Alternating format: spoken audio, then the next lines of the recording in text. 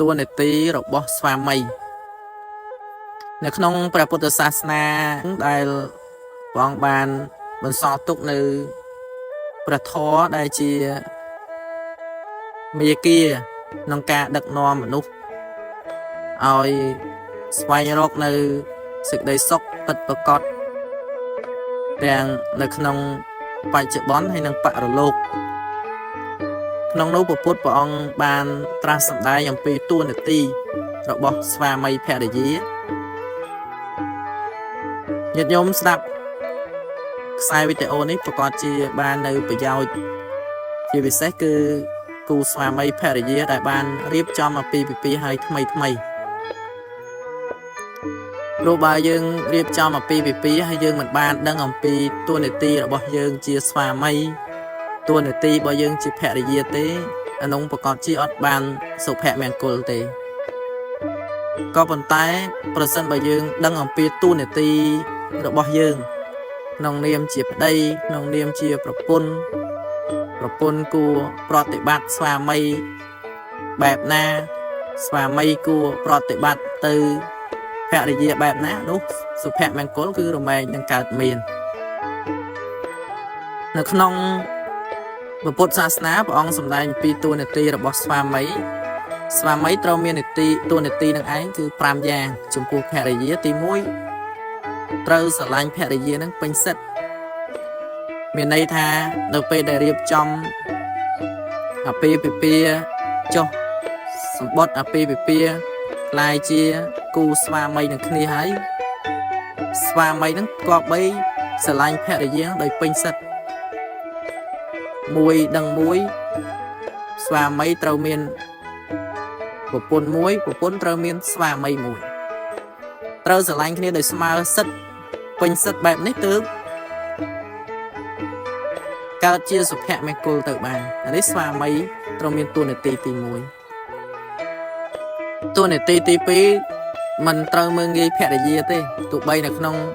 ស្ថានភាពកលៈទេសៈណាក៏ដោយត្រូវឲ្យតម្លៃភរិយានឹងជាប្រពន្ធដែលស្របច្បាប់ព្រោះឃើញមានច្រើនណាស់អ្នកខ្លះមើលងាយប្រពន្ធប្តីខ្លះរៀនបានជ្រៅជ្រះបរិញ្ញាបត្រអនុឌិតអីចឹងទៅប្រពន្ធនេះ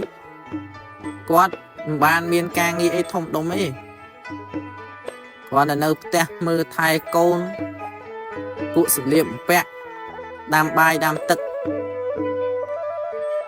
ធ្វើការងារផ្សេងនៅផ្ទះអញ្ចឹងទៅប្តីនេះទៅធ្វើការអាងតែខ្លួនឯងមានប្រាក់ខែពីក្រៅមើលងាយប្រពន្ធមិនឲ្យតម្លៃកាលណាដែលប្តីមើលងាយប្រពន្ធបែបនេះក៏មិនកើតជាសុភមង្គលដែរទោះបីជារៀបអាពាហ៍ពិពាហ៍នឹងឯង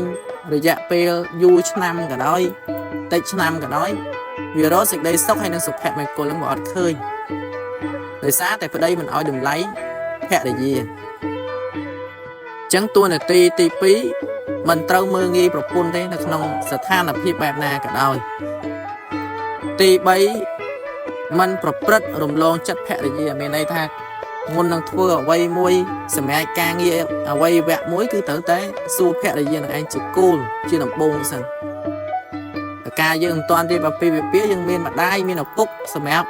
សួរនាំតែដល់តែពេលដែលយើងមានភរិយាយើងត្រូវសួរភរិយានឹងសិនបើយើងមានដីចង់លក់យើងត្រូវសួរប្រពន្ធយើងសិនថាត្រូវលក់អត់បើថាយើងចង់ទិញផ្ទះចង់ទិញឡានទិញដីយើងត្រូវសួរភរិយាយើងជាមុនសិនត្រូវប្រឹក្សាយោបល់គ្នាទៅវិញទៅមកអានេះបានវាកើតសុភមង្គលហើយយើងដឹងអំពីតួនាទីរបស់យើងតួនាទីស្វាមីទី4ប្រគល់ភាពជាធំនៅក្នុងផ្ទះអញ្ចឹងយើងដឹងថាបន្ទាប់ពីយើងរៀបចំអាពាហ៍ពិពាហ៍ទៅតួនាទីរបស់យើងជាមេគ្រួសារនេះយើងត្រូវទំនួលខុសត្រូវនឹងវាខ្ពស់ជាងការដែលយើងមិនទាន់មានប្រពន្ធការយើងមិនទាន់មានប្រពន្ធយើងចង់ដើរហើរស្មាមានម៉ោងប្រហែលចូលផ្ទះម៉ោងប្រហែលមិនចូលផ្ទះអានេះជាសិទ្ធិរបស់យើងកាលដែលយើងមិនទាន់មានប្រពន្ធតែដល់តែពេលយើងមានប្រពន្ធយើងត្រូវចាស់ចិត្តចាស់គំនិតចូលផ្ទះស្មាមានយើងត្រូវប្រាប់ប្រពន្ធចេញពីផ្ទះស្មាមានត្រូវប្រាប់ប្រពន្ធអានេះបានជាតួនាទីប្តីហ្នឹងវាល្អតួនាទីទី5 đo krương à lang ca đo phẹ là gì chẳng tu này ti bao nhiêu thấu đo krương à lang ca đo bột pun mình này tham mơ bột pun năng mình sát chốc thấu tinh là bo có vần chiên sai co sai đai là bo tập tan krương à lang ca xem nó thấu tụm nút bông bột pun nó gọi ban là o và sao ở đây bột pun là ọt tê nhung và tha sờ lanh cái này sát tay mình nè chuồn ca đây nó mơ tới khoang ai bọc pun hay mơ tới cái trạ bên tộc bên tay luôn anh ấy xua ta mau bị anh chuồn cá vào đây mình sớ oi đùm lay bọc pun tê ăn được luôn ai chỉ mê cua xa tục đặt lôi đang tại ai đây khác tục đặt lôi luôn anh mình có đo lôi cái oi bọc pun can đấy cứ tục đặt lôi luôn anh chân tức đó là pero lôi bán tộc tay tới luôn anh bọc pun đi mình ban tộc tay luôn ở sát ở xóm rôm kia là không sân cùng anh ấy cực nhưng nông niệm chỉ qua mấy nó có mấy bị cha là nè đây chẳng tôi này tì pram có bay đo krương à lang ca đo phẹ là gì nếu chỉ tôi này tí nó bỏ xóa mấy nó không propose sa đấy propose bọn trai yang pi tôi này tí xóa mấy trâu